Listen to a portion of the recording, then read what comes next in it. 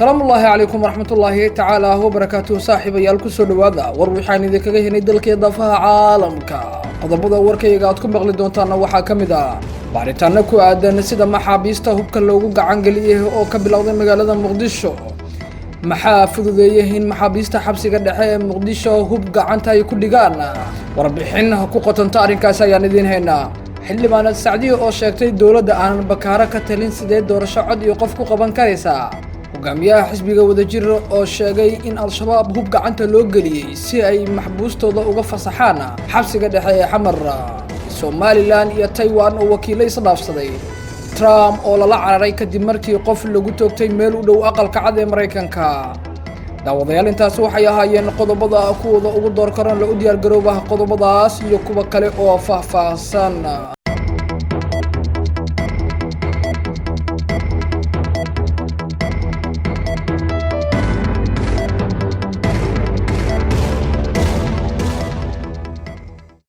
dib soo laabasho wacan akhyaaray ku soo dhawaada warkii oo fidsan aynu ugu horeynay xaaladda Soomaaliya siyahayaha wasiirka cadaaladda xukuumadda Soomaaliya Xasan Xuseen Xaaji ayaa faahfaahin ka bixiyay weerarkii khasaaraha dhaliyay ee shalay ka dhacay xabsiga dhexe ee Muqdisho isla markaana ay ku dhinteen qaar ka mid ah maxaabiista iyo ciidanka nabad sugidda wasiirka cadaaladda ayaa sheegay in dawladda Soomaaliya ay sharciga marsiin doonto cidii fududeysay in hub gacanta u galo maxaabiista isla markaana hadda ay socdaan baaritaano ku aadan sida ay wax u dhaceen waxa uu kale oo tilmaamay in baaritaanada socda sida ugu dhaqsiyaha badan loo soo gabagabeyn doono ayna rajo ka qabaan in cidii falkaasi soo abaabushay gacanta lagu soo dhigo waxa uu tilmaamay in mas'uuliyad dheeraad ah la iska saari doono ilaalinta maxaabiista amnigooda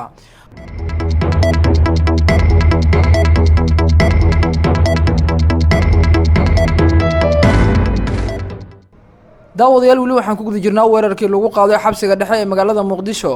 haddaba maxaa fududeeyay in maxaabiista xabsiga dhexe ay hub gacanta ku dhigaan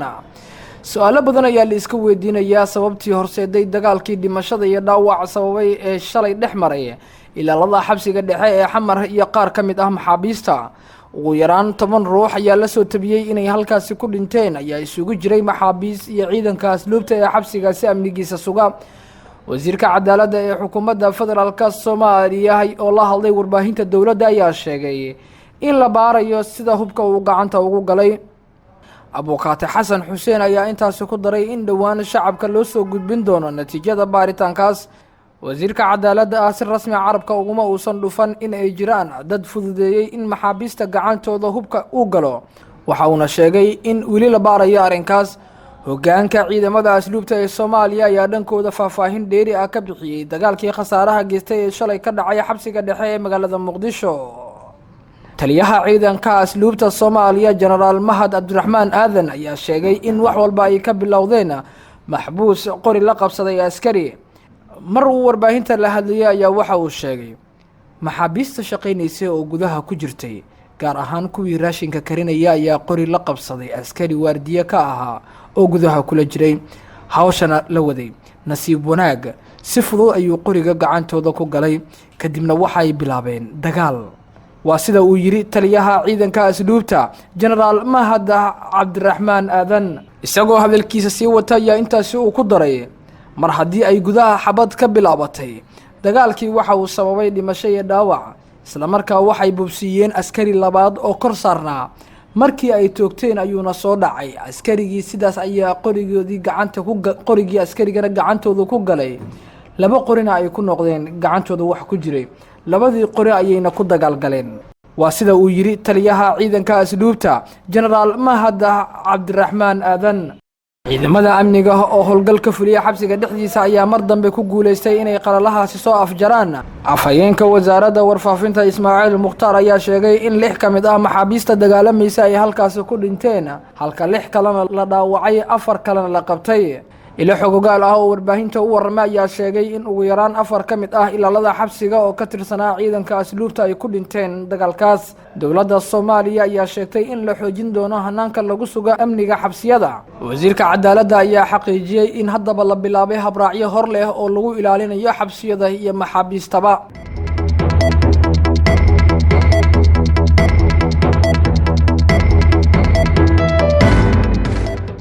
hogaamiyaha xisbiga wadajir Cabdiraxmaan Cabdishakuur Warsame oo shir jaraa'id ku qabtay Muqdisho ayaa ku eedeeyay dowladda dhexe ee Soomaaliya inay ku fashilantay dhanka ammaanka.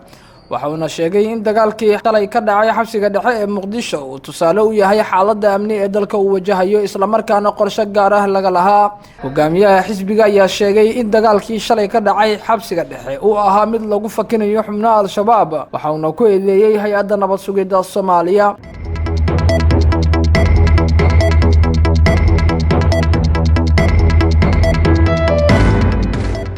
xildhibaanad Sacdiya Salaad oo kamid ah xildhibaanada golaha shacabka ayaa ku eedeysay madaxweyne Maxamed Cabdullaahi Farmaajo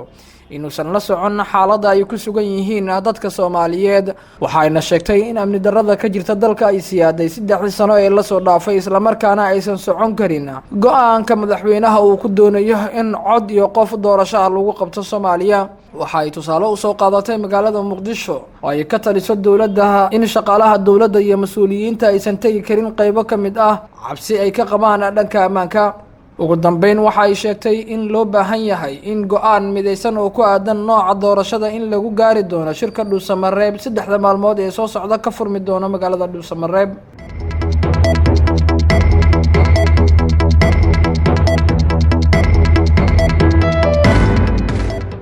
wasiirka arrimaha dibadda ee Taiwan Joseph Wu ayaa waxa uu sheegay inuu soo dhaweeyo wakiilka koowaad ee Somaliland u fadhiya Taiwan Maxamed Cumar Xaaji kaas oo dhawaan uu magacaabay madaxweyne Muuse Biixi Cabdi. afhayeen u hadlay wasaaradda arrimaha dibadda Taiwan Joanne Au ayaa sheegay in Somaliland ay xafiis cusub oo wakiila ay ka furi doonto Taipei bisha Agoosto ama September.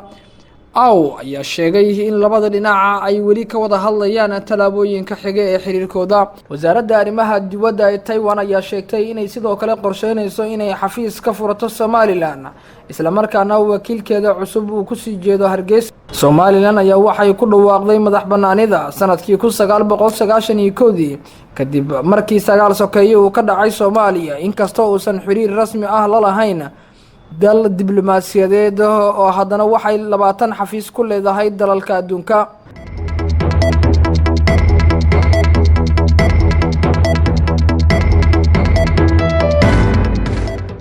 madaxweynaha Mareykanka Donald Trump ayaa sheegay in lagu toogtay qof goob u dhow aqalka cad ee Mareykanka kadib markii uu ka baxay shir jaraa'id. Mr. Trump ayaa wariyaasha u sheegay inuu u muuqato in haatan xaaladda la xakameeyay. Trump ayaa shir jaraa'id lagala cararay markii ay arrinta dhacday, balse wax yar kadib uu soo muuqday kadib markii mid ka mid ah ilaaladiisa uu goobta shir jaraa'id ku soo hogaamiyay. waxaa la maqlayay Trump oo oranaya maxaa dhacay markii uu ka sii dhaadhacayay qolka shirka jaraa'id. madaxweynaha oo ku guda jiray shir jaraa'id ayaa waxa soo kala dhex galay mid ka mid ah ilaaladiisa waxa uu dhagto ugu sheegay dhacdada. markii uu dib u soo laabtay 9 daqiiqo kadib, madaxweynaha ayaa wariyaasha u sheegay inuu aaminsan yahay in ilaalada qarsoon ay toogteen qof hubaysnaa oo laga shakiyo. waxa uu sheegay in qof isbitaalka la geeyay dhacdada kadib. Mr. Trump ayaa garwaaqsaday inay ahayd xaalad aan caadi ahayn, balse waxa uu ammaan kala duldhacay ciidamada ilaalada ee qarsoon. dhanka kale, ciidamada qarsoon ayaa xaqiijiyay in mid ka mid ah ciidamadooda uu qof ku toogtay wadada 17aad ee aaga Pennsylvania.